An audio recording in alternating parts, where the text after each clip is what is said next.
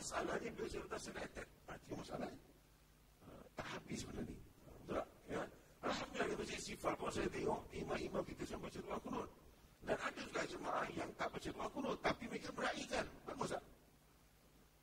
Kalau dia tak mau datang sembahyang subuh, pasal imam baca doa kunut, dia sembahyang kat rumah, satu rugi.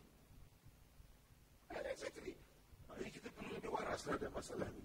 Jadi kedua yang betul, khilaf ni mesti tangan dengan baik. Itu maksudnya. Okey, mudah saya menjawab soalan kedua tadi itu. Yang ketiga ialah kita dituntut merapatkan saf ke solat berjemaah dengan bahu kita kena pada bahu jemaah di kanan dan kiri. Mestikah kaki kita juga bersentuhan? Ya, tak mesti tuan-tuan. Ya, nak sentuh-sentuh macam mana? Maksudnya tu biarlah saf tu rapat. Ya, jangan ada ruang yang kosong. Sama-sama tidak krukit, tidak apa? Tidak macam belok-belokan. Jadi itu maksudnya. Jadi itu lebih cantik saf tersebut. Mudah-mudahan dapat pahala lebih lagi kat situ. Itu taklah sampai maknanya. Tapi kalau masjid tak bau kalau tu tinggi pada saya. Macam mana? Nak kemudian itu. Tak masuk lagi ke. Tak sebab macam itu. Gambarnya biar saf tu rapat, cantik kan. Itu maksudnya. Ya. Baik. Jadi inilah yang dapat saya terangkan insyaAllah. Jadi saya balik sebagai soalan yang seterusnya. Ada orang fikir ada tadi soalan baik sikit. Ini soalan pasal mistik-mistik sikit. Kata Ustaz, saya ada terbaca buku yang menceritakan tentang makhluk halus orang bunian. Ya. Adakah benda ini terdapat dalam hadis-hadis Rasulullah SAW yang menceritakan tentang orang bunian ini? Ya. Orang bunian itu juga. Sebenarnya saya pun tak tahulah. Ya. Orang bunian dan maknanya ada juga orang tanya, boleh tak manusia kahwin dengan orang dengan jin? Sebagai satu. Jawapannya rata-rata ulama kata tak boleh. Cuma Imam Malik kata makruh. Imam Malik kata makruh. Jumhur ulama kata haram. Ya, sebab tak sama jenis. Ya. Allah sebut min ayati an khalaqalakum min anfusikum azwajan litaskunu ilaiha. Allah sebut dari tanda-tanda kebesaran Allah setelah bagi kamu pasangan dari jenis kamu sendiri. Habis itu macam mana tentang kisah Nabi Allah Sulaiman? Ya, putri Balqis, ya, disebutkan dalam hadis, ya, bahawa salah satu ibu bapanya adalah jin. Ada yang kata ibunya jin, bapanya manusia. Ya. Tapi ini kisah Nabi kisah Balqis yang mungkin betul-betul boleh berlaku lah pada saya. Ya. Tapi Rasulullah kata haram sebab tak sama jenis. Jadi tentang masalah orang bunian macam mana? Jadi soalannya sekarang, ada tak orang bunian ni dalam istilah dalam hadis Rasulullah SAW? Sebenarnya tuan-tuan dan puan sekalian, benda ni terdapat satu hadis, ya, daripada seorang sahabat yang namanya khurafat. Ini istilah orang yang berkhurafat. That's why dulu saya pernah tanya apa istilah khurafat ni, mana kalimah mana dia ambil? Rupanya nama sahabat. Khurafat ni satu ketika dia hilang beberapa hari, tak jumpa dia. Semua orang kecoh, mana saya tak jumpa, hilang. Lepas beberapa hari jumpa dia, Nabi tanya dia, mana kamu hilang 2-3 hari ni?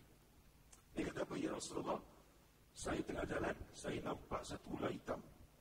Ular berwarna hitam. Ya. Ada orang cakap kalau ular masuk rumah, tanya, kau jin ke manusia? Saya tak berapa cenderung. Pasal apa? Kalau awak tanya dia, awak jin ke manusia? Kalau dia jin, okey. Kalau dia ular, kita dah kena dengar dulu. Dia susah tanya. Anak yang badan sedap, dia tengok ni makan dia 3 tahun tak pernah makan. Berarti kan?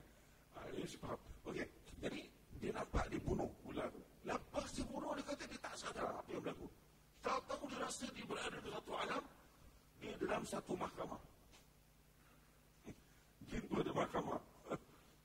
Masuk dalam mahkamah. Ya. Jadi sebenarnya dia didakwa kerana membunuh salah satu daripada masyarakat jin. Jadi dia dituduh macam-macam, tak ada satu hukuman. Kemudian dia kata ada satu lagi orang macam manusia tapi jin, dan satu alam mereka tu bertahankan dia. Mengatakan dia ni khurafat ni, dia bunuh orang daripada kita ni, masyarakat kita, tapi masyarakat orang ni, dia jin kita ni, jin kita ni, dia menyerupa dalam bentuk ular. Manusia takut dengan ular, bahaya pada ular, mesti bunuh. Jadi dalam kes ini tak salah. Kalau dia bentuk dalam bentuk jin, dia bunuh, okey, boleh ada cerita. Tapi dia bentuk dalam bentuk ular, jadi dia bunuh. salahkan dia. Akhirnya pendek cerita dia terlepas dan dia dibawa balik ke dalam alam manusia. Dia ceritakan pada Nabi Alam, Nabi kata cerita itu adalah hak benar. Jadi mungkin kat sini saya kata mungkin orang punya lah. Sebab tu sebab saya tak dapat pastikan, saya tak tahu lah orang Melayu bercerita, kita baca dulu kan. Orang Melayu kata kalau orang kampung dulu nak buat kerja kahwin, pinjam pinggan mangkuk orang punya. Tak, tapi tak pernah dengar orang pinjam make up, pinjam make up apa juga kan. Pinjam make up yang mahal kan. Tak cakap pinjam pinggan mangkuk, yang penting kita kasih balik on time. Saya rasa muamalah dengan jin lagi bagus daripada muamalah dengan manusia. Manusia selalu mungkin janji. Kalau janji, manusia tahu takut. Right? Jadi, maknanya benda tak dapat kita pastikan. Tapi dalam hadis itu ada sebut. Memang ada alam lain. Yes. Jadi mungkin itu yang disebutkan oleh khurafat. Makna orang Melayu ambil dia benda kalimah. Sahabat Nabi namanya khurafat. Soalan yang seterusnya orang ditanya lagi ialah, sebenarnya sahabat itu saya bukan bomo tu kan. Ya, saya sebagai tingkat baru nak tahu saya boleh jawab mana, tapi saya bukan bomo. Right? Kalau ada orang terasa dah panggil saya. Panggil Ustaz Nabil boleh. Panggil bila-bila lain boleh. Ya? Okey, baik. Dalam masalah ni, ada orang tanya, Ustaz, betul ke saya terlihat, saya ternampak satu program di TV bahawa ada orang mendakwa bahawa mereka telah menangkap jin dan masuk dalam botol. Adakah benda ini boleh berlaku? Ini masuk dalam botol ni sikit, dia perit sikit, tuan-tuan. Pertama, boleh tangkap jin tak? Satu hadis. Rasulullah SAW tengah sembahyang di Masjid Haram. Ya. Sahabat nampak di belakang. Rasulullah tengah sembahyang, Nabi menghilang. Ya. Menghilang, kemudian Nabi ibarat macam tangkap. Lepas Nabi tangkap, Nabi lepaskan. Jadi, lepas sembahyang, sahabat tanya Rasulullah, kami nampak kamu tadi Rasulullah tengah sembahyang, kamu menghilang. Lepas tu kamu macam tangkap sesuatu, tak berapa lama kamu lepaskan. Kenapa ya Rasulullah? Apa sebenarnya berlaku? Nabi SAW mengatakan, waktu aku tengah sembahyang tadi telah datang Ifrit. Right? Ifrit. Yang pada bukan Ifrit dari Hill of London. Bukan, right? Ifrit ataupun Afrit. Ini satu jin yang paling jahat sekali. Dapat anak, jangan panggil letak nama Afrit. Ataupun Ifrit. Alfred dan Hill of London boleh. Tak apa. Ya? Okey. Jadi, apa namanya? Nabi kata, Nabi terus sembahyang, Ifrit datang bawa obor api itu nak kenakan Nabi SAW. Kalau Nabi menghilang, kemudian apa yang berlaku? Nabi tangkap Ifrit itu. Nabi kata apa?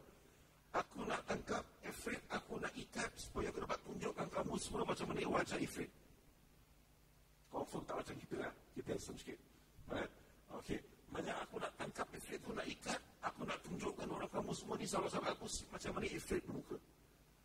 Tetapi waktu aku tangkap dari itu, aku teringat doa Nabi Allah Sulaiman AS, doa sahabat aku, doa saudara aku Nabi Allah Sulaiman AS.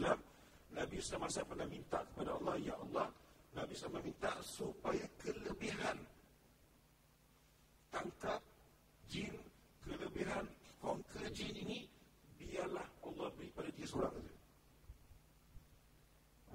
Jadi bila Nabi Muhammad teringat benda tu, Nabi tak jadi, itu Nabi pun lepaskan. Ya? Jadi dekat sini menunjukkan, kalau ikut dalil lah, agak mustahil, agak tak boleh lah kita ni nak tangkap jin. Sebab Nabi Muhammad tangkap, Nabi lepaskan. Sebab Nabi teringat doa Nabi Sulaiman AS, Nabi lepaskan. Jadi nampak-nampak macam tak kena juga tangkap jin. Satu. Dan kalau kita tahu sejarah para ulama pun, Imam Ahmad bin Hanbal pernah bacakan salah satu daripada kerabat diraja. Dia datang, dia nampakkan, dia nampak ni apa, selipar Nabi Imam Ahmad bin Hanbal, dia keluar. Tapi tak lengkap. Keluar lari, tak lengkap. Jadi tangkap ni satu benda yang question mark pada saya. Saya tak nampak dari dalil mengharuskan. Keduanya, kalau tangkap masuk dalam botol, perlu kita ingat, tuan-tuan, bahawa jin ni dia bukan fizikal macam kita. Macam manusia boleh tangkap masuk dalam tong. Macam cerita Alibaba, 40 penyambung kan, masuk dalam tong, boleh tak? Boleh. Tapi jin boleh masuk dalam tong tak? Sebab jin ni, kita katakan saya kira kita tutup di semua pintu ni, kaca kan, betul tak? Kita buka lampu, cahaya boleh